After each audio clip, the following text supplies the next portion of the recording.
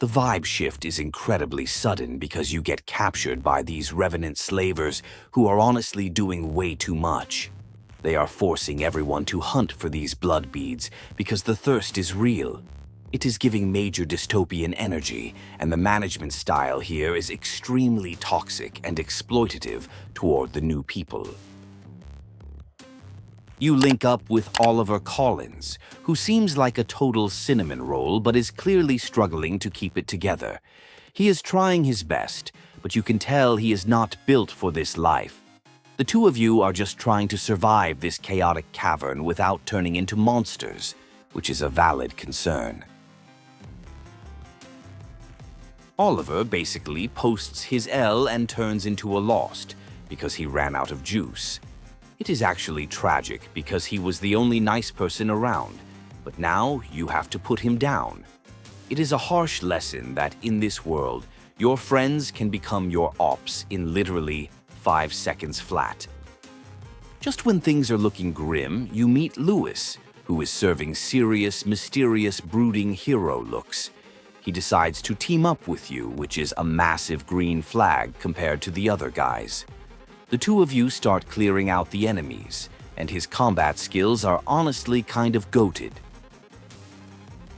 Louis starts yapping about the lore, explaining that the world is trapped in a red mist and everyone is fighting over blood beads. It is a vampire apocalypse aesthetic, but with way more drama. You find out that your blood is special and can clear the toxic air, which officially confirms your chosen one status. You finally arrive at the home base, which is the ultimate chill spot amidst the chaos. You meet the whole squad, including Yakumo, Koko, and Murasami. Everyone is incredibly attractive and has a tragic backstory, because of course they do. It is time to upgrade your drip and get ready for the real mission. Yakumo joins the chat and brings some much-needed muscle to the team. The group explains that they are researching the Bloodsprings to solve the thirst crisis. They need your special main character powers to clear the way, so you are basically carrying the entire team on your back right now. The squad rolls out to the city ruins, which look like a post-apocalyptic parking lot. The enemies here are relentless, and the environment is trying to kill you. It is a constant struggle to survive, but finding clues about the old world is keeping everyone motivated to push forward through the rubble. You stumble upon this giant cocoon thing that looks absolutely disgusting.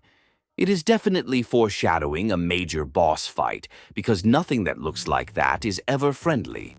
The tension is high, and everyone is on edge expecting something massive to pop out and try to ruin your entire day. Suddenly, this edgelord named Jack shows up with his partner Eva and absolutely destroys a boss. They are giving off serious gatekeep, gaslight, girl boss energy. They tell you to stay out of their way, which is rude, but you have to respect the power level they are displaying right now.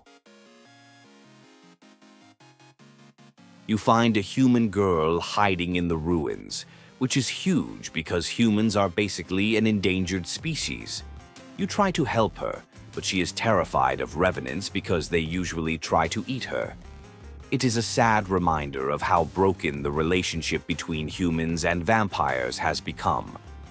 Hi there. If you want to enjoy more gaming lore without grinding for 60 hours, hit that subscribe button. I do the grinding so you don't have to. Your support really helps the channel. You dive into a memory echo, and things get super emotional. You see Lewis in the past dealing with his sister Cruz, who became the queen. It is a heavy trauma dump that explains why he is so obsessed with saving everyone. He is trying to make up for not being able to save her back then. The hunter, Jack, is back and creating problems again. He is threatening the human girl, and you have to step in. It is a tense standoff, but then the ground collapses because the plot demanded a transition.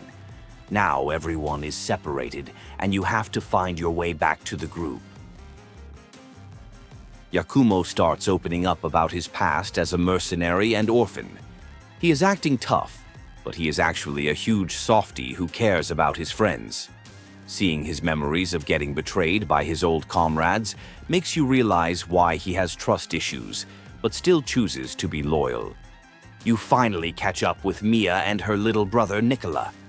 Nikola is looking rough and clearly needs blood beads, but Mia is being the ultimate protective big sister. She is willing to fight the entire world for him, which is incredibly valid, even if she is currently threatening you. Mia takes off with Nikola, and you are chasing after them. The snowy mountain vibes are immaculate but deadly.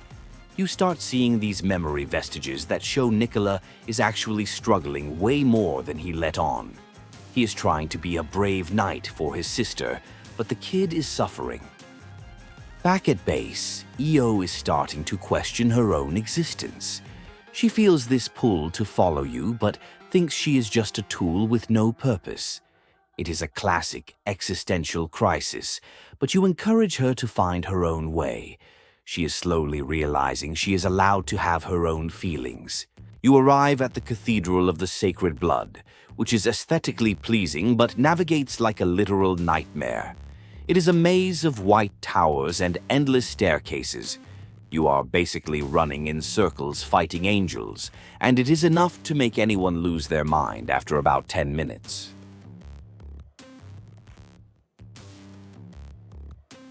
You get a massive flashback to the war against the Queen.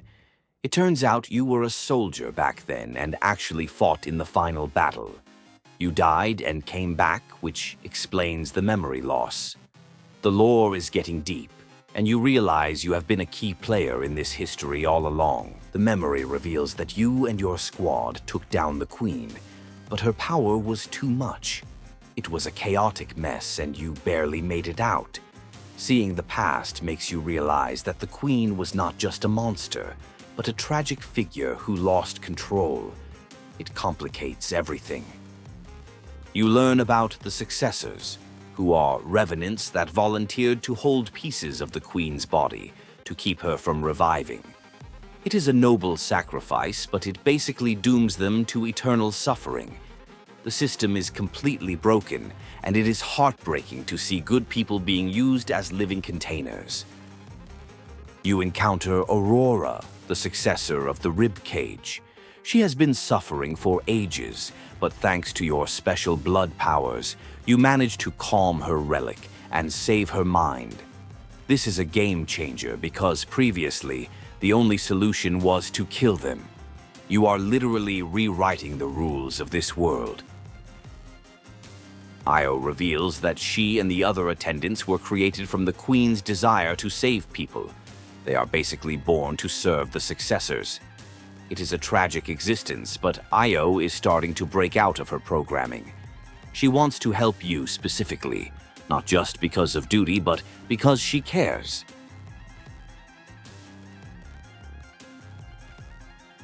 You reach the top of the snowy mountain and realize the Nikola you saw earlier was a clone made of snow. The real Nikola has been frozen in ice as a successor this whole time. He tricked Mia so she wouldn't have to see him suffering. That level of self-sacrifice from a kid is absolutely devastating. You have to fight Nikola's frenzied armored form, and it is emotionally wrecking. Mia is watching her brother try to kill you, and you are trying to save him without hurting him too bad. It is a high-stakes family drama with giant ice axes involved. The tension is through the roof. You manage to save Nikola just like you saved Aurora. The reunion between him and Mia is a tearjerker. Mia finally realizes she doesn't have to do everything alone and that her brother is tougher than she thought. They decide to stay behind to manage the relic, but the bond is stronger than ever. Jack and Eva show up again, and this time they are actually impressed.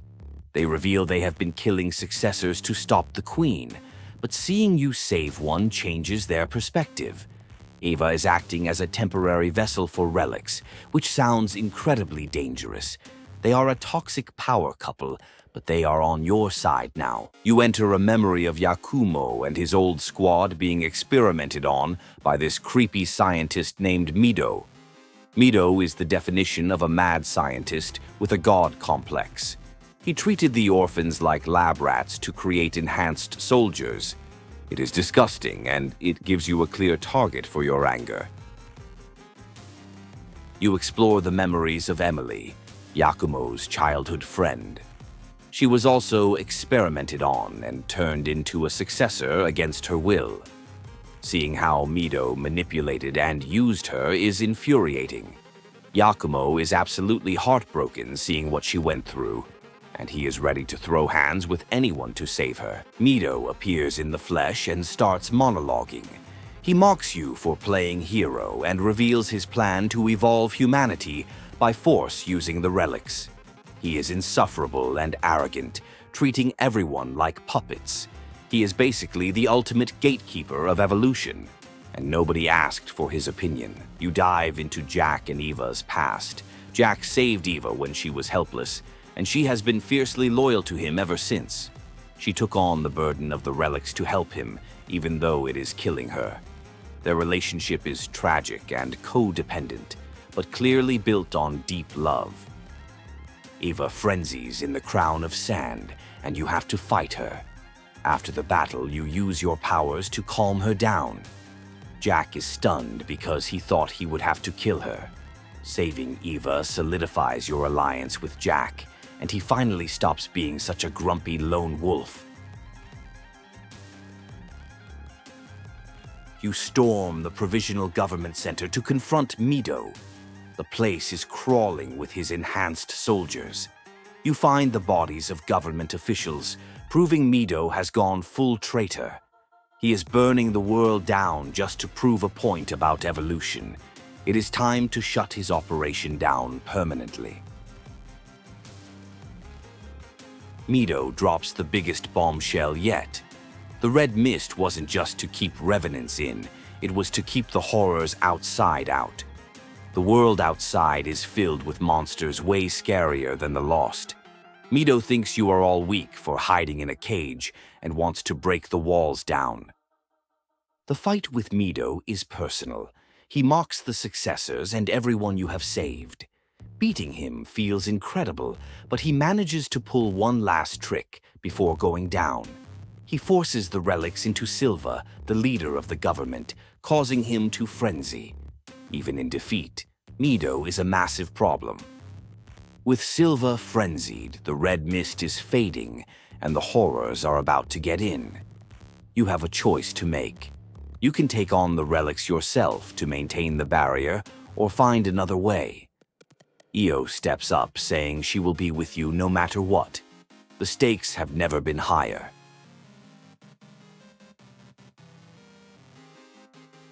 You find a vestige of Cruz, the queen herself. It turns out she was fighting the monster inside her the whole time, desperate to save everyone.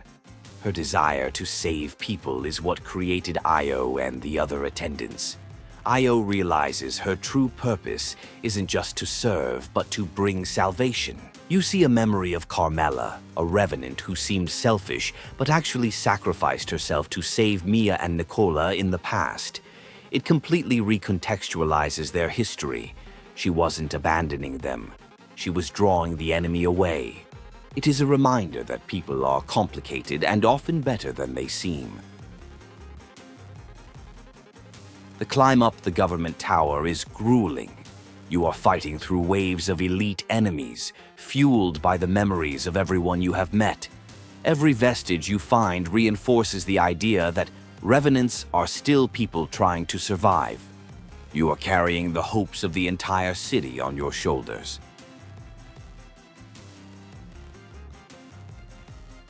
Io's sisters, the other attendants, are all tragically dedicated to their mission. Seeing their memories of failing to save their successors is heartbreaking. They exist only to serve, and when they fail, they break.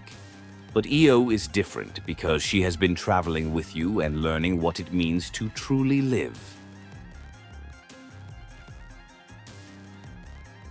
You find memories of Murasame back when she was a soldier known as Yaksha.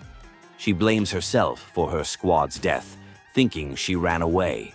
But the truth is, her squad died protecting her because they loved her. It is a massive emotional breakthrough for her, and she finally stops hating herself. We get more context on Mia and Nikola's past. Their resilience is honestly inspiring. They went from helpless orphans to capable warriors.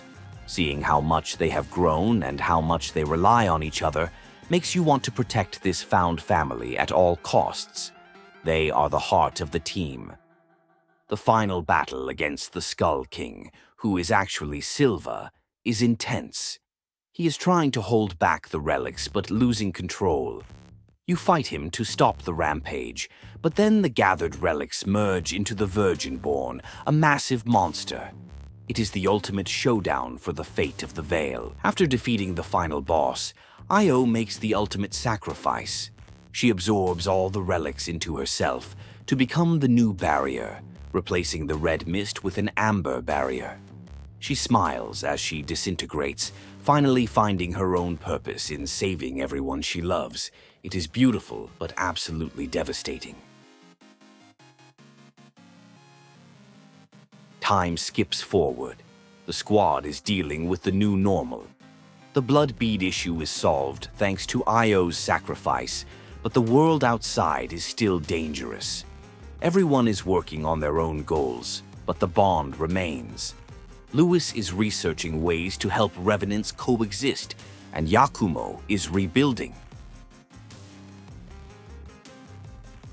You decide to venture out into the outside world. The barrier is down, or at least passable, and you are ready to face the horrors. The rest of the team decides to join you because they are ride or die. You grab Io's amber bead and walk into the unknown, ready for the next adventure.